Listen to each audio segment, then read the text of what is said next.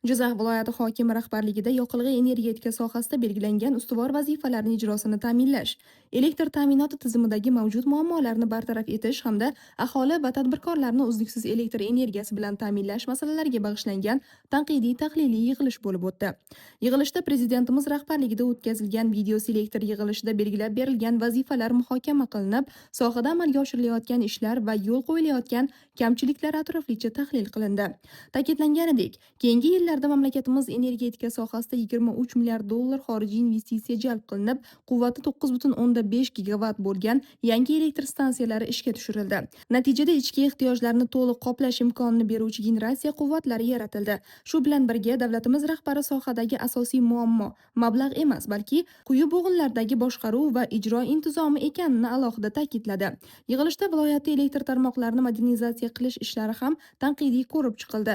Joriy yilda elektr tarmoqlari, podstansiyalar va transformatorlarni yangilash uchun 165 milliard so'm mablag' ajratilgan. Ushbu mablag'lar hisobidan 146 ta mahallada 600 kilometr elektr uzatish tarmoqlarini qurish, 11,2 mingta temir beton ustun o'rnatish, 135 ta transformator punkti hamda 4 ta podstansiya barpo etish rejalashtirilgan. Joriy yil boshidan beri viloyatda 347 ta avariyaviy elektr uzilishi sodir bo'lgani ham keskin tanqid qilindi.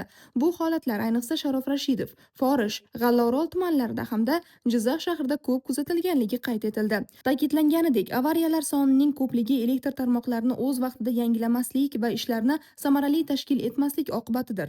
Elektr energiyasi iste'molining yil sayin ortib borayotganligi hamda tarmoqlarning bu yuklamalarga tayyor emasligi alohida muhokama qilindi. Ayniqsa Jizzax shahri, Mirzacho'l va Forish tumanlarida so'nggi 5 yilda elektr iste'moli qariyb 1,5-1,7 baravar oshgan, ammo mas'ullar tomonidan bu holat yetarlicha hisobga olinmagani qayd etildi. Yig'ilish yakunida viloyat elektr tarmoqlari rahbariyati, shahar va tuman hokimliklari hamda sohaga mas'ul tashkilotlar rahbarlariga elektr ta'minotidagi mavjud muammolarni qisqa muddatlarda bartaraf etish, avariyalar sonini keskin kamaytirish, energiya yo'qotishlarni qisqartirish, to'lov intizomini mustahkamlash hamda aholi va tadbirkorlarni uzluksiz elektr energiyasi bilan ta'minlash bo'yicha aniq topshiriqlar berildi. Ta'kidlanganidek, energiya sohasidagi har bir muammo muntazam nazoratda bo'ladi va belgilangan vazifalar ijrosi har oy tanqidiy tahlil qilinib boradi.